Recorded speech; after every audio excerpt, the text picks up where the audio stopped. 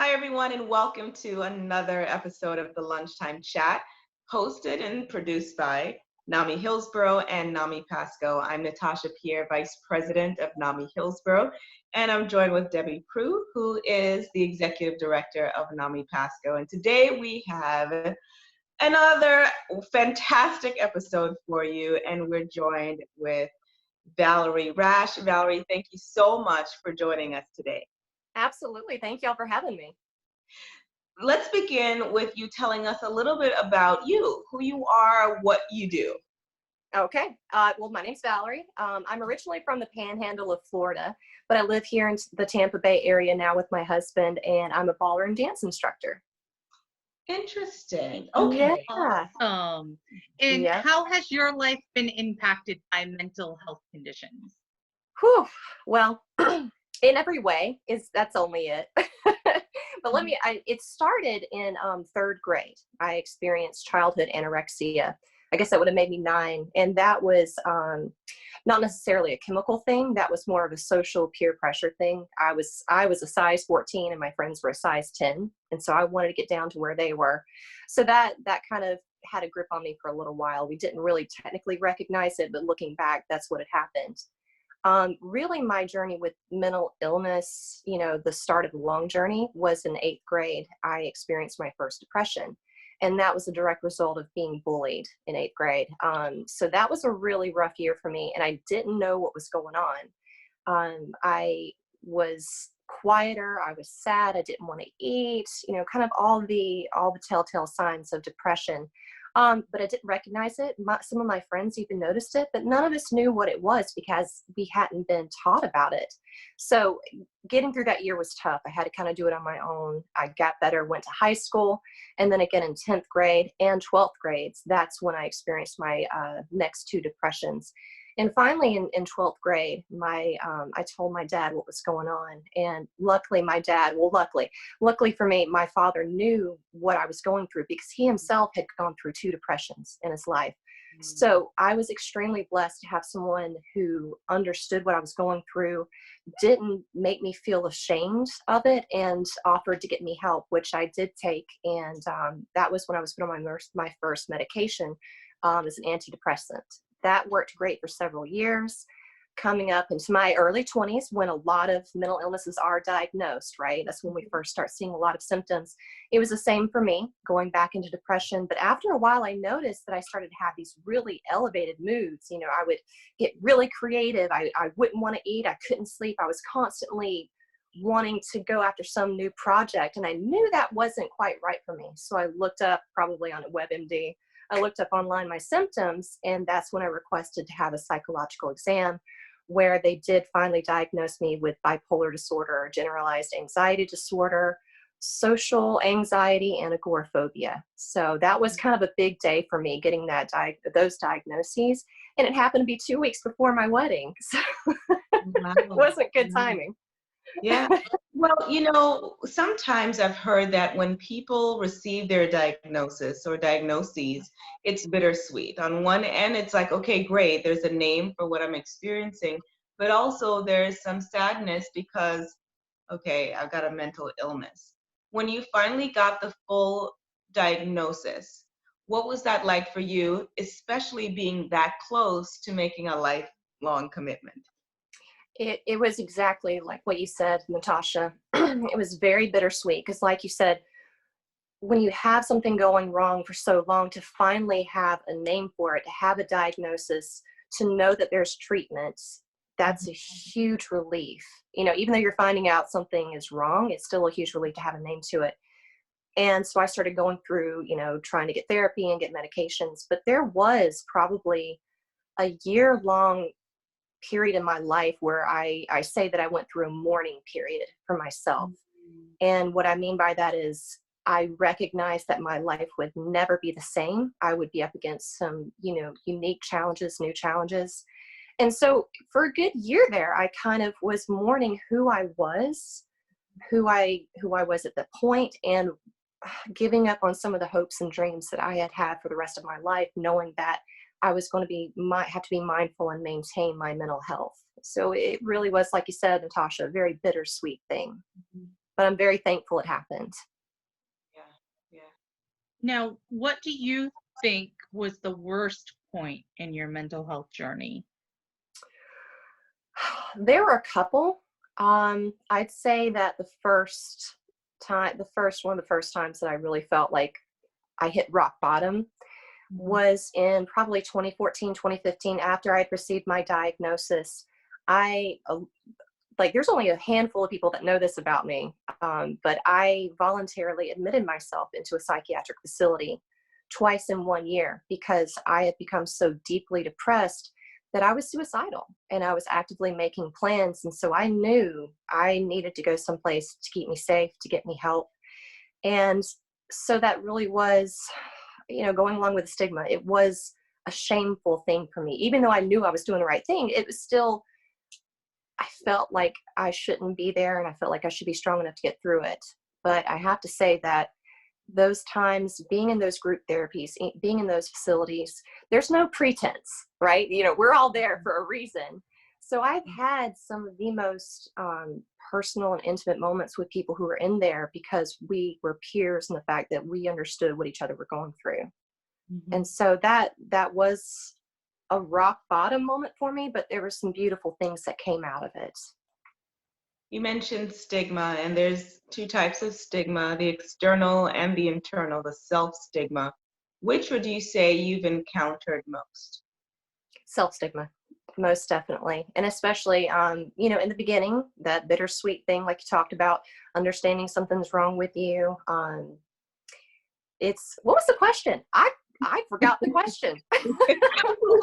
Self-stigma versus societal stigma. There we go. And I've had my coffee today. I don't know why I'm blanking out. But yeah, it's the thought of, we always say, I never thought it would happen to me. That's what happens to other people, the crazy people. And so I kind of denied for a long time that something was mentally wrong with me, emotionally wrong with me. And I felt like I could fight through it, and that other people didn't understand. Nobody else knew what I was going through. I, didn't want to go and ask for help because I didn't want people to think I was crazy. So, and over the years, after I talked to people and people that I trust about my mental illness, I've never experienced anyone who has stigmatized me that I know of. They tend to be more understanding, and sometimes it makes them uncomfortable.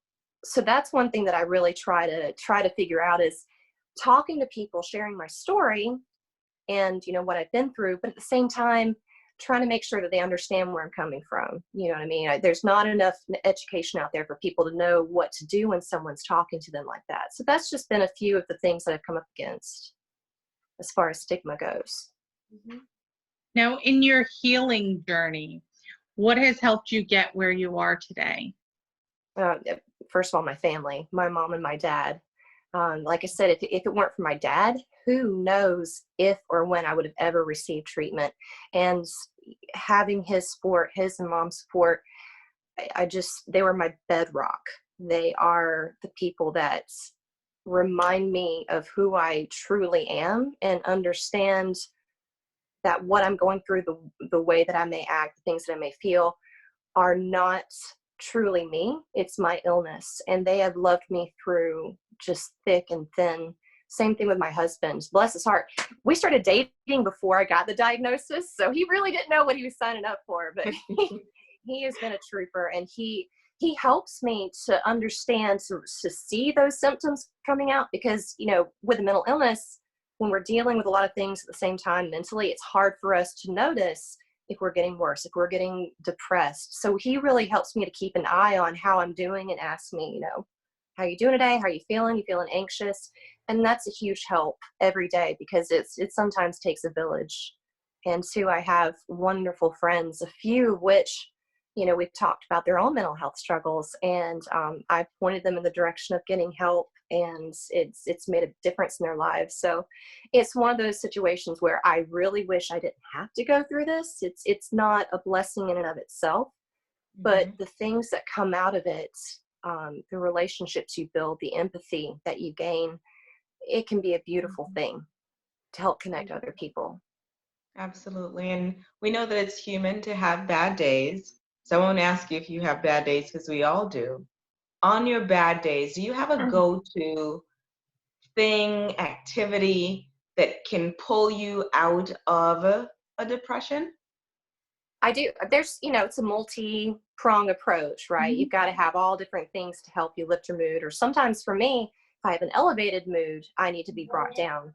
Yeah. So a big thing that music has always been a huge thing in my life. I love music. It makes me feel emotions.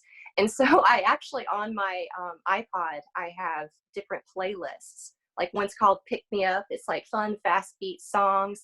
And the one that's called Chillax that has calmer music to kind of help me regulate my mood.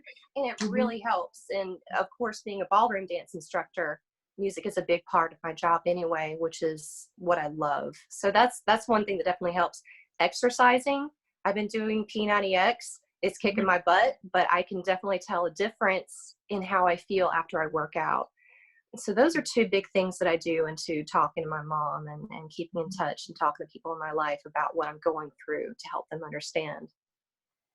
Now, Wonderful. you've mentioned your husband a couple of times now. What advice would you give somebody in a relationship who has a mental health condition for their significant other?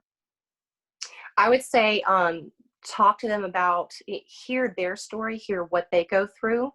If you know they have a diagnosis, do research on it. There's so many resources as far as NAMI, of course, has wonderful resources. There's tons of places you can look online, and especially even have people tell it from their point of view, and spouses telling their stories from their point of view. There's tons of resources out there. As far as, um, me personally, like I said, it's understanding those symptoms and identifying them, and in a loving way tell them, I feel like you might be getting a little manic, or I feel like you might be getting a little depressed. What do you think? How are you feeling? It's really all about, just like we have to do with ourselves, be very mindful about what's going on, and just to be able to communicate it and be honest with someone.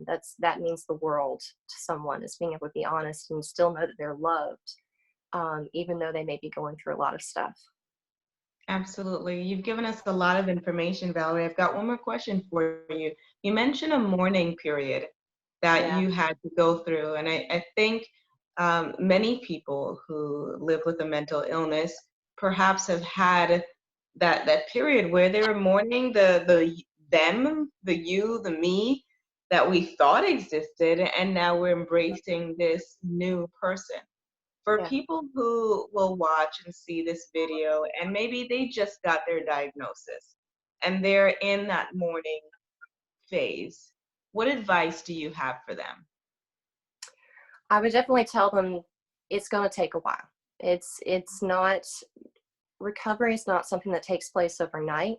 It's not a gradual uphill climb. There are going to be bumps on the road. For me, it was finding the right medication, which thankfully in the past 2 years, I've found a psychiatrist who we work beautifully together. We found medications that are right for me, but it's understanding that it took me a little while to get there, and I became discouraged. That's nothing would ever help. And I want to tell people there is help out there. There are other people like you. For me, I have bipolar disorder. There's 10 million of us in the United States. We're not alone. Learn from other people, talk to other people about your stories, and you're gonna be okay. You're gonna get through it. Wonderful. Yeah. And for people who are interested in getting some ballroom dance instructions, how can they get in touch with you? Well, the best way is through my thank you for the plug. The best way is to message me through my Facebook page. It's Valerie Rash, ballroom dance instructor. And I'd love to introduce people to dance. It's one of my therapies, talking about music. Dancing is also one of my therapies, to get me out and around people and be sociable, and help make your life a little bit more full. So that's the way they can call me, and I'd love to share that with them. Awesome. Thank you so much, Valerie Rash. We appreciate you. Thank you for being with us. And for everyone else, stay tuned for another episode of the Lunchtime Chat. Thank you, Valerie. Thank you guys. Thanks Thank for having me. you. This is